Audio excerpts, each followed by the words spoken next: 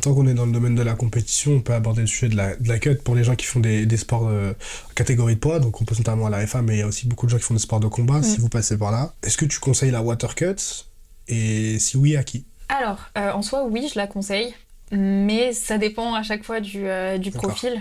S'il y a un enjeu pour la compétition, oui, il faut la tenter, il faut la faire parce que ça permet d'être beaucoup plus compétitif, de se qualifier pour les France ou un autre championnat.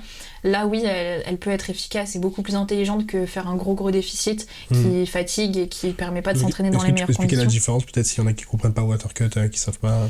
Alors du coup, un water cut, c'est un protocole d'environ une petite semaine où on manage du coup le sel, l'hydratation et après on peut faire un food mass. Le food mass, c'est quand on diminue le volume alimentaire, enfin le poids des aliments dans l'estomac pour être le plus léger possible au moment de la compétition. En gros, ça veut dire faire caca.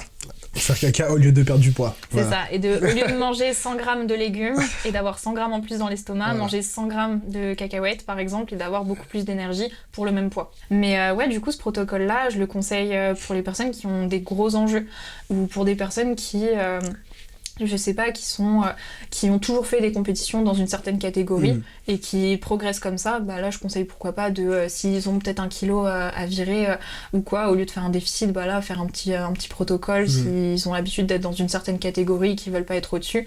Mais généralement je conseille pas ça pour les premières compétitions des gens où il y a rien à viser. Enfin en fait, étant donné que c'est un protocole qui est fait de manière vraiment où tout le monde documente son cut sur les réseaux notamment. Tout le monde s'est dit aussi moi chaque fois que je fais une compétition je vais en faire un.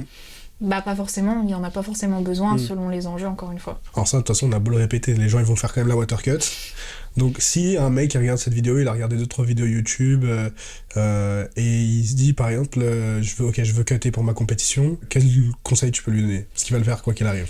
Donc, déjà quel ordre de poids il peut espérer cut Alors un cut, moi je vise généralement 3 kilos maximum pour être sûr qu'il soit vraiment efficace et qu'il n'y ait pas 10 000 saunas, 10 000 bains à faire à la fin ou qu'il faut courir sur un tapis 5 minutes avant la pesée.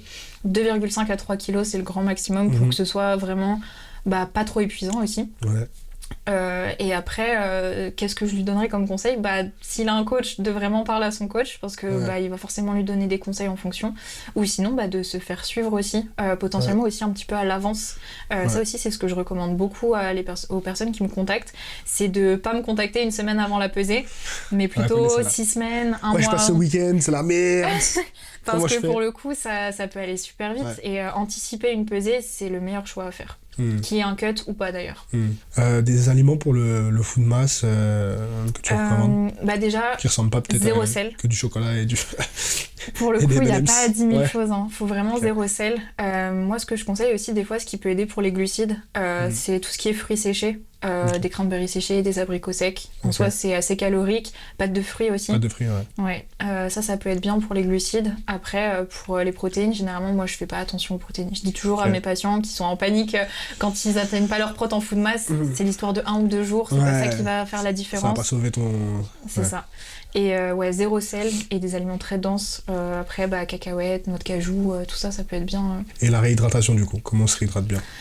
Moi, ce que je conseille aussi, c'est de toujours prendre une solution de réhydratation pour nourrissons, donc trouvable en pharmacie sans souci, avec une Powerade ou une boisson avec des électrolytes dedans, et bien un apport en sodium à côté, pour pareil, bien se réhydrater. Parce que on peut perdre beaucoup d'eau, et un athlète déshydraté, il perd clairement 20% de ses capacités. Donc le but c'est d'être le plus performant possible. Donc rater son refeed, ça peut faire une comp un petit peu difficile. Et ça c'est ce qu'on veut éviter. Parce que c'est bien de réussir la pesée, mais si le refeed est mal géré, au final tous les bénéfices peuvent être perdus. Si tu as aimé cet extrait, je t'invite à retrouver notre conversation en entier en cliquant sur la vidéo suivante juste ici.